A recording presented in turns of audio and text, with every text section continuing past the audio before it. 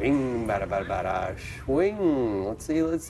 There it comes. Ooh. Whoa. Well, there's my son being active for the summer. But Stacy Irvine's here this morning, chiropractor, parent as well, to tell us a little bit about a new study that says kids are failing when it comes to fitness. Yes, it's a big problem. We know that they're not as active as they should be. They're not getting as much sleep as they should. And obviously it has a lot of negative consequences on their health. We have obesity, we have increase in depression, all those things are tied together.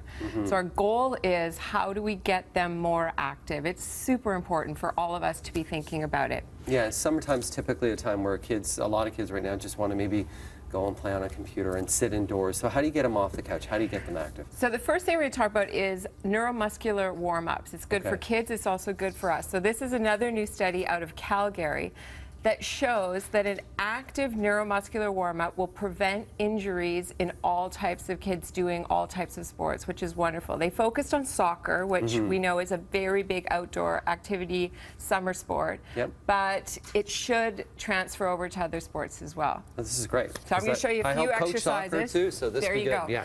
Okay, so we're going to start with the wobble board. Okay, so I'm going to put you this can down. hop on there. Okay, let's see what goes on here. So there we go. go. Nice. He's a pro. So this is working on your balance, and that's one of the main aspects of neuromuscular, is we want to incorporate the signal from your muscles to your brain. Warming up and spending extra time doing these types of balance activities will help you prevent injury when you're out doing your sport. And it's very important that we prevent injuries, because injuries make people inactive. Right. Okay? This is working everything. I can feel it. It works knees, everything. It works your feet. It works your knees, your glutes. The next one is simply a hop side to side. So we hop and we land, and we hop and we land.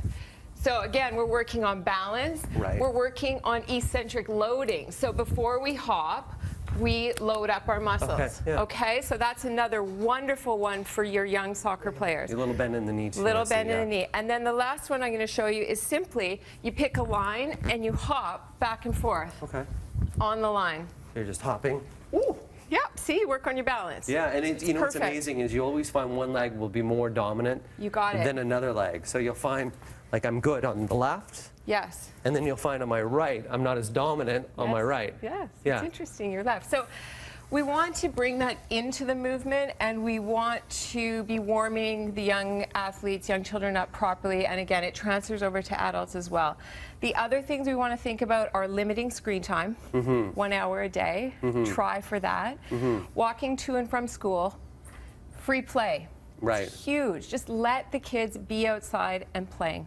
I find too, if you go outside and you're doing something outside, they go outside. They'll go, yes. And I also find that if you decide, hey, let's just go throw the ball, sometimes the parents need to get active with the kids. You are right. And also know that when you turn off their screens, you're going to get a protest. Just go through it, get outside. Once they're out there for about 10 minutes, they're going to love it. Is there too much fitness for some kids? Like, there's some kids really avid in sport right now, so much that they're doing so much to their bodies. I think too much in one sport, too specialized. We want to rotate sports through seasons with young kids, and that brings up my next point, is injuries. So if they get an injury, make sure that they get treated right away. So you want to see someone like a chiropractor working together with your pediatrician.